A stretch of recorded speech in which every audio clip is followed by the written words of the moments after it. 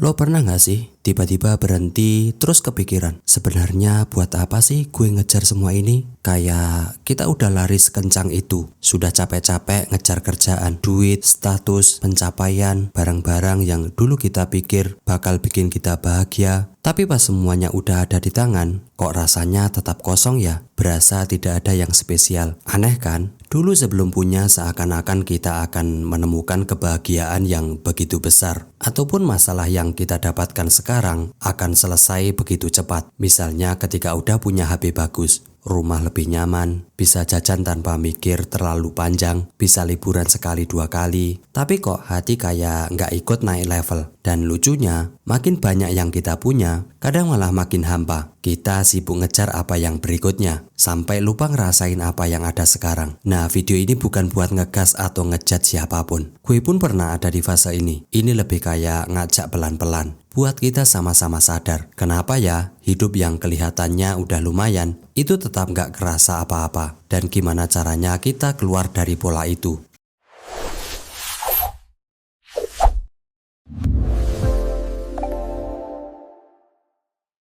Kalau dipikir-pikir ya mungkin alasan kenapa hidup kita sekarang terasa kosong itu bukan karena hidup kita buruk, tapi karena kita nggak pernah benar-benar hadir di dalam hidup kita yang sudah kita punya. Kita ngerasa lelah, kita merasa hampa. Tapi sebenarnya bukan karena kita nggak punya apa yang kita mau. Justru malah sebaliknya, banyak dari kita udah punya banyak hal yang dulu cuma bisa kita impikan. Tapi masalahnya cuma satu, kita nggak ngerasain itu. Dan itu bukan soal teori, ini kejadian di kehidupan kita sehari-hari, bahkan tanpa kita sadari. Dan mungkin yang paling menyedihkan adalah kita sebenarnya sudah punya banyak hal yang dulu kita impikan, tapi anehnya kita nggak benar-benar ngerasain apa-apa. Contohnya seperti kita ingin holiday bersama keluarga. Lo udah nabung lama sekali, nyiapin kebutuhannya, nonton review tempat, ngebayangin suasana liburannya, sampai hati rasanya udah terbang duluan ke destinasi itu. Tapi begitu beneran sampai, yang lo lihat pertama malah HP, ataupun update kerjaan, chat grup kantor, email, notifikasi yang sebenarnya bisa nunggu. Dan pas lo lihat pemandangan indah di depan mata, lo lihatnya cuma sekilas, kayak formalitas. Habis itu balik lagi ke layar kaca. Terus gunanya apa lo sampai di sana? Kalau jiwa lo masih stay di meja kerja, liburan fisik tapi mental masih lembur. Atau rumah impian yang gak pernah ditinggalin. Rumah yang lo pikirin berbulan-bulan, dari warna tembok sampai bentuk meja makan yang lo pilih satu persatu, udah kayak proyek besar dalam hidup lo. Tapi setelah jadi, setiap kali lo pulang, yang lebih sering lo lihat justru kehidupan orang lain di HP. Rumah lo indah, tapi pikiran lo nggak pernah duduk di situ. Lo punya ruang paling nyaman, tapi kepala lo keluyuran di dunia digital yang nggak pernah ada habisnya. Lalu apa gunanya rumah secantik itu kalau yang betul-betul tinggal di sana cuma badan lo doang? Atau lo punya shower mewah yang tidak dirasakan, bahkan saat momen paling sederhana seperti mandi. Showernya sudah bagus, airnya hangat sekali, tempatnya juga nyaman. Itu seharusnya momen paling rileks. Tapi pikiran lo udah lari ke besok meeting apa ya, deadline-nya apa ya, drama kerjaan apa ya. Badan lo mandi, tapi kepala lo meeting. Airnya ngalir di kulit, tapi lo gak ngerasa apa-apa. Seolah-olah tubuh sama pikiran hidup di dunia yang berbeda. Dan kalau kita lihat lebih dalam, semua contoh tadi itu sebenarnya bukan kejadian yang terpisah-pisah. Mereka semua nunjukin satu hal yang sama. Kita selalu ngejar sesuatu, tapi jarang banget berhenti buat ngerasain. Nah, disinilah sebenarnya akar masalah mulai kelihatan. Karena tanpa kita sadari, hidup kita jalan dalam satu pola yang sama, tetapi hanya berulang-ulang. Pola yang capek, tapi kelihatannya normal. Karena semua orang juga ngelakuin. Kita cari sesuatu, lalu kita dapat, lalu kita senang sebentar, terus kita bosan, dan kita cari lagi. Terus berulang, kayak kaset rusak. Dan ini semua terjadi karena banyak dari kita hidup di autopilot mode, kayak robot yang sudah disetting buat ngejar sesuatu tanpa mikir. Emang gue butuh? Emang ini bikin gue lebih bahagia? Enggak, kita cuma ngejar karena otaknya udah kebiasaan. Otak manusia memang selalu ngincar sesuatu yang baru. Pertanyaannya kenapa? Karena begitu kita dapat sesuatu yang bikin kita excited, otak ngasih kita reward kecil,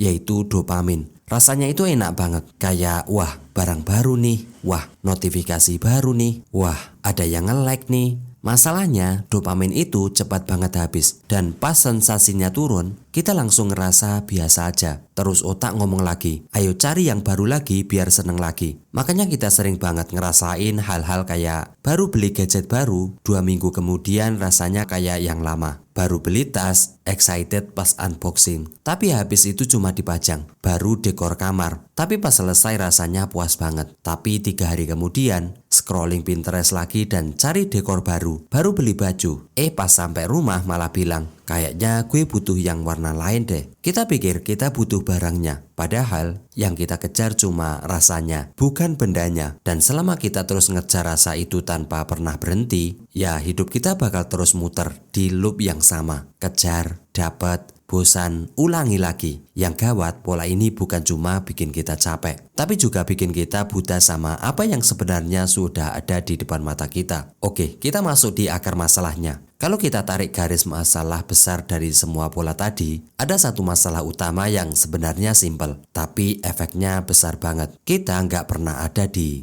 mode sekarang. Badan kita ada di sini, tapi pikiran kita ada di mana-mana. Yang pertama adalah selalu hidup di masa depan dan orang lain.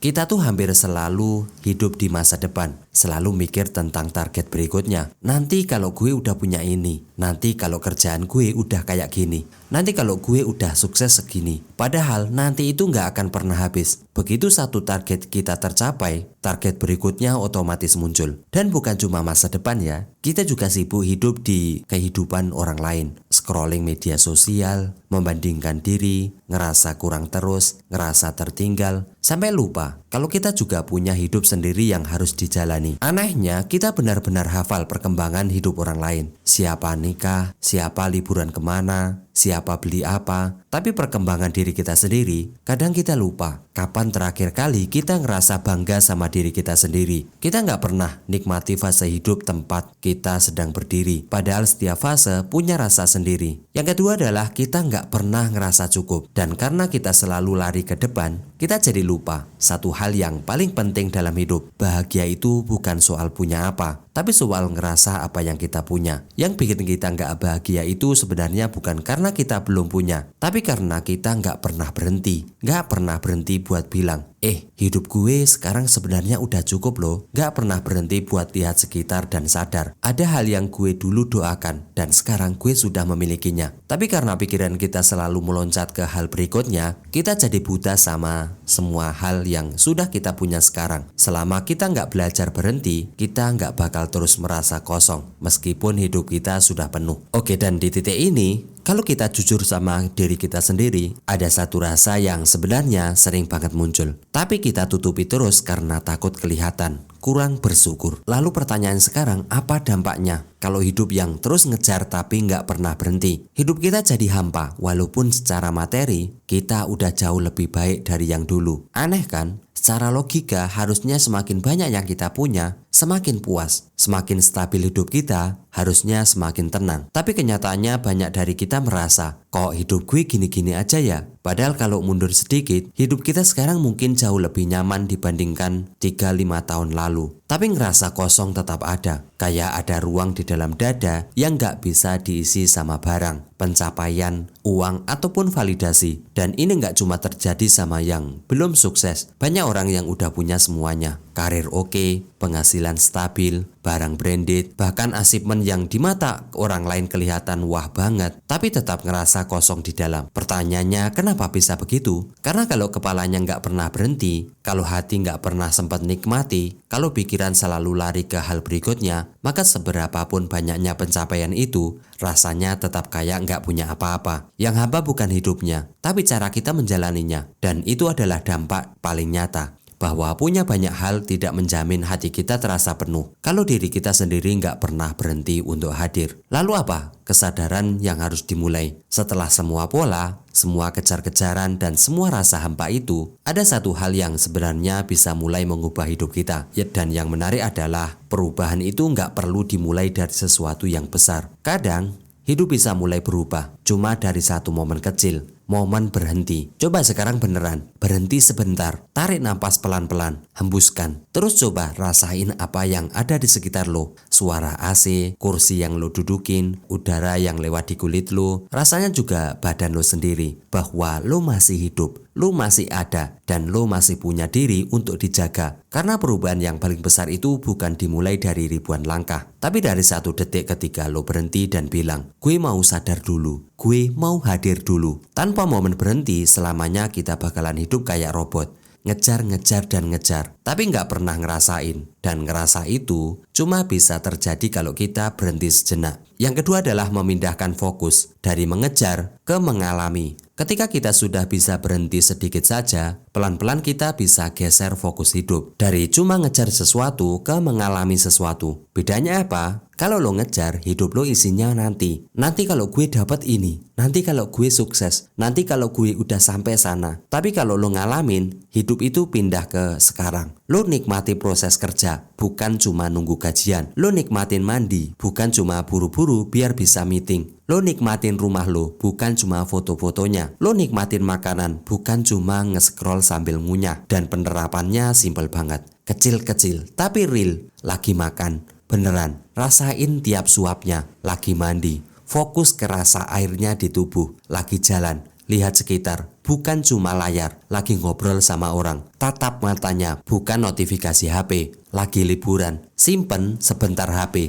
Lihat dunia dengan mata lu, bukan kamera. Karena kalau kita bisa geser fokus dari kejar ke alami, hidup yang tadinya biasa aja pelan-pelan jadi kerasa lagi. Oke, setelah kita sadar sama polanya, sama akar masalahnya, pertanyaannya sekarang adalah, terus gue harus mulai dari mana? Dan kabar baiknya, lo nggak perlu nunggu berubah total untuk bisa punya hidup yang lo bisa kerasa. Yang kita butuhin cuma kebiasaan kecil, tapi konsisten. Seperti hadir dalam hal-hal kecil. Lo nggak perlu meditasi 30 menit, nggak perlu beli alat khusus. Yang lo perlu cuma hadir. Dan hadir itu bisa dimulai dari hal yang super sederhana. Saat mandi, fokus ke rasa air di kulit, hangatnya, alirannya, sensasinya, dan lain sebagainya. Bikin hidup lu punya momen-momen yang kerasa. Karena kalau momen kecil aja udah kerasa, hidup secara keseluruhan ikut berubah. Yang kedua adalah istirahat dari layar. Kita nggak sadar, HP itu kayak mesin narik perhatian kita tanpa henti. Makanya kita perlu bikin jeda kecil, semacam nafas, biar hidup nggak kebablasan. Coba mulai dari 5 menit tanpa HP sebelum tidur.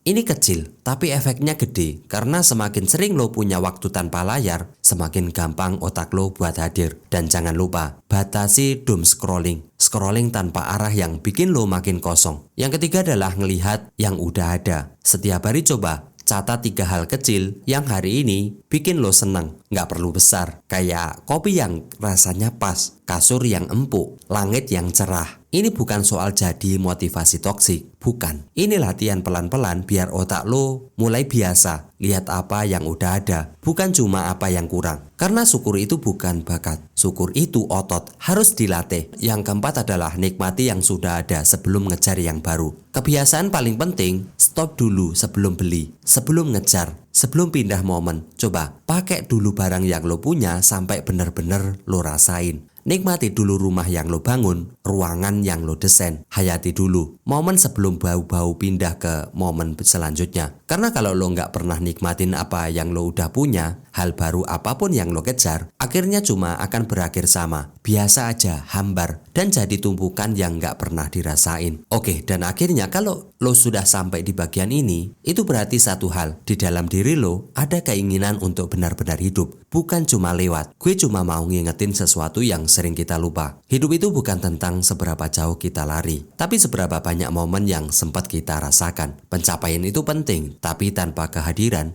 semuanya cuma lewat begitu saja. Jadi sebelum lo tutup video ini, coba berhenti sebentar, tarik nafas, lihat sekitar, rasain tubuh lo ada di sini. Karena semua perubahan besar itu selalu dimulai dari satu detik kesadaran kecil kayak gini. Dan ingat, lo nggak harus jadi versi terbaik hari ini. Lo cuma perlu hadir. Terima kasih telah sampai di akhir dari video ini, semoga bermanfaat. Jangan lupa like, share, dan subscribe. Dan sampai jumpa di video selanjutnya.